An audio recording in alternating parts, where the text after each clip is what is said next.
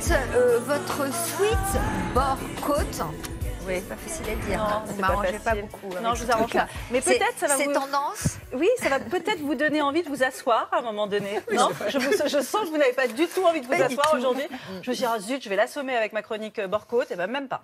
Bon, bah, c'est pas grave. Alors, je vais m'adresser à vous. Donc, vous appréciez cet atelier couture et vous allez voir que c'est pas évident à réaliser soi-même. Profitez-en bien. Hein. Il reste plus qu'un mois d'émission, un peu plus. Donc, voilà, hein, c'est maintenant ou jamais qu'on doit vraiment apprendre à coudre. Hein. C'est très important. Donc, le sweat C'est bien bord-côte. pour casser l'ambiance, là. Bah, non, mais quand même, c'est pour dire les gens aiment bien cet atelier couture. Alors que Bien voilà, sûr. donc Bah, aussi... les gens aiment bien tout d'ailleurs. C'est vrai, L'ensemble. tout le monde aimait bien tout. Voilà. Alors profitez-en bien, hein, parce qu'après il y a le cassoulet aussi, c'est important. Donc ce sweat bord côte, vous allez voir, Sophie, parce que nous on est un peu nuls en couture. Hein. Enfin, je me permets de vous dire ça parce que moi-même je suis pas, on n'est pas très doués. Voilà, on est très mauvaise. Hein, c'est un truc de Sophie, on n'aime pas la couture. Et bien là, c'est facile. Les débutantes et les débutants sont acceptés.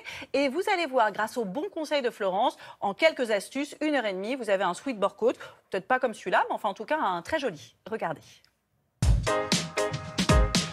La couture, loisir créatif par excellence, progresse chaque année de 2%.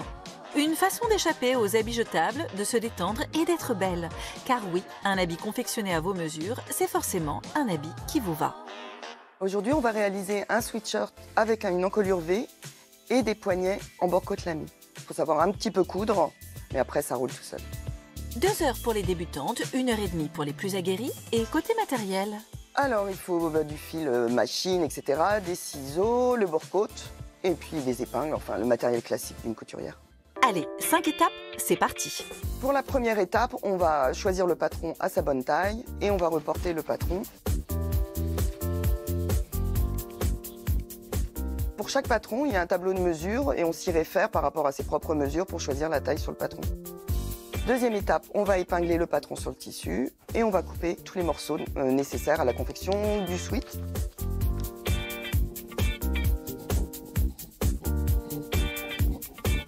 Troisième étape, on va monter les épaules. La première couture, c'est l'assemblage des épaules. Ensuite, on va monter l'encolure. Ce sera déjà pas mal pour la troisième étape. Florence a une petite astuce pour l'encolure. Là, je vais épingler la bande d'encolure pour bien former le V. Et ensuite, je vais le maintenir à la machine à coudre. Florence aime être précise grâce au crantage. On va épingler la pointe de la bande d'encolure qui doit bien correspondre à l'encolure V du vêtement que nous avons cranté à l'extrémité. Florence trouve que c'est parfois un peu délicat. Quatrième étape, on va assembler les pièces principales, c'est-à-dire les manches, faire les coutures de côté. Et là, on aura déjà le corps du vêtement.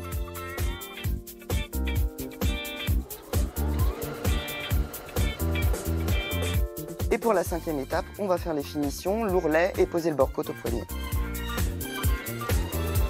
On va épingler le bord-côte à l'extrémité de la manche en l'étirant pour qu'il fasse la même circonférence. Donc on est obligé de tendre un petit peu.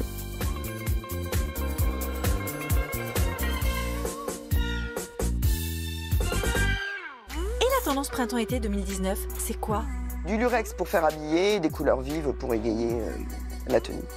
Pile poil dans la tendance, la touche glamour, et oui, assez au programme, on l'a toujours. Du lurex. Alors oui, exactement. Donc alors, pour revenir sur ce très joli sweat bord-côte réalisé par Florence des ateliers des Coupons Saint-Pierre. Donc c'est là, évidemment, ça va être un sweat qui va vous coûter 3 fois rien puisque vous allez le faire vous-même. L'idée, donc, c'est vraiment d'avoir en fait, en plus, au niveau des emmanchures, vous voyez, donc soit on met du lurex ou alors ça peut être un tissu qui diffère.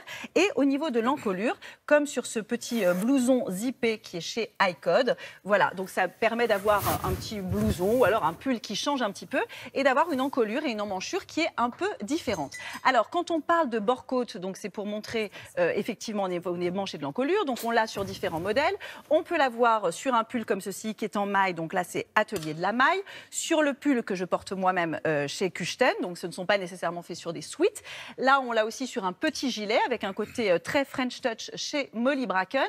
Et enfin, ça se fait beaucoup aussi. Alors, je sais que le grand et regretté Karl Lagerfeld nous le dit, quand on porte un jogging, c'est qu'on a perdu le contrôle de sa vie. vie? Eh bien non, parce qu'on porte quand même un peu des joggings. Donc d'où l'intérêt d'avoir un petit jogging avec là aussi un bord côte, donc une petite bande sur le côté. Tout de suite, ça le rend à ses coutures. Là, c'est chez iCode aussi et ça lui donne un peu plus de cachet qu'une pièce normale. Ça se fait également sur des petites jupes, voilà, comme ceci, ou encore une fois sur un pull comme je porte moi aujourd'hui, un peu chauve-souris et oversized.